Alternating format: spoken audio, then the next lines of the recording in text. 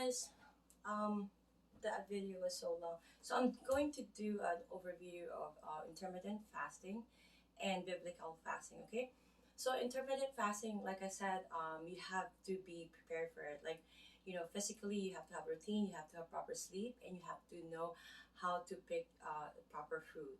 So those aspect has to be really planned ahead. Then you need to be really strong for it because you need to have a routine, right? And when I'm saying 8 to because I mentioned it in my previous video, please watch it because once you know the facts of how this will work, it will really work automatically for you guys. It's no effortless. Okay, so make sure that you are ready for that routine, the proper um,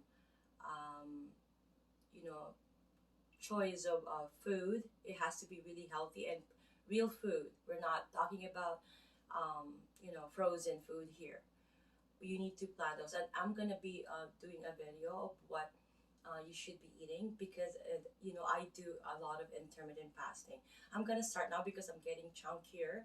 For over 3 years, I just walk slash run, and for that matter, in that matter. It's just because there's a lot of things that happen. So, and I'm getting chunkier. So I said it's time for me to do intermittent fasting. Okay, so let's say, for example, because I mentioned, like I said in that video, 8 to 16, right?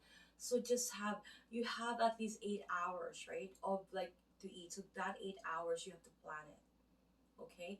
And then it's really proper planning, proper management of your time, of what to eat, when to eat it, right? And you have to be not be um, consumed with anything else, right? Of course you're gonna have to live life, but this will be a priority for you until your body get used to it, and then it becomes like as if it's your chores or your breathing or for in fact, right? So when we say the biblical fasting is, you are putting a petition. Please watch my video because I mentioned there in full detail, right? But please do your own research. I'm suggesting there. Okay, so I use an example of M and Z there. So M is doing that for her own personal purpose, where Z is usually doing the biblical fasting for more so a for God. It's like to glorify God, to give honor, to give so that there's that connection between them. It's really a good in selfish purpose, but they both work, and they're but if they both can be applied together hand in hand, it will be great. It will be a wonderful, because keep in mind the Trinity, right? The Trinity as well.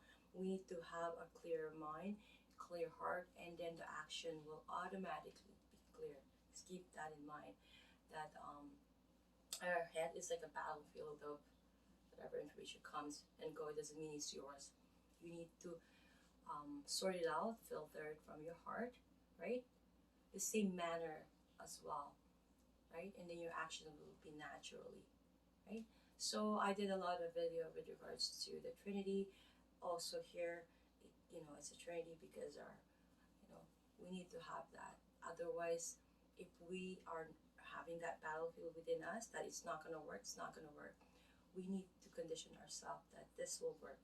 The intermittent fasting really works if you know what you're doing, if you're really planning the time. If you Me, usually, that whatever works for me, I my first meal will be between 1 to 2.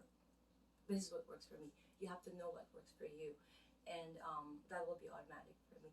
And then if I wanted to push it a little bit more when I'm already in that stage, like I said, baby steps and do it gradually. You need to know your can't do it just like that right away. Otherwise, you're gonna shock your body. You have to, you know, keep in mind the negative feedback, right? So keep in mind your body is still, you're aiming to have that balance and control, right? The same manner in in life too, in your spirits, right?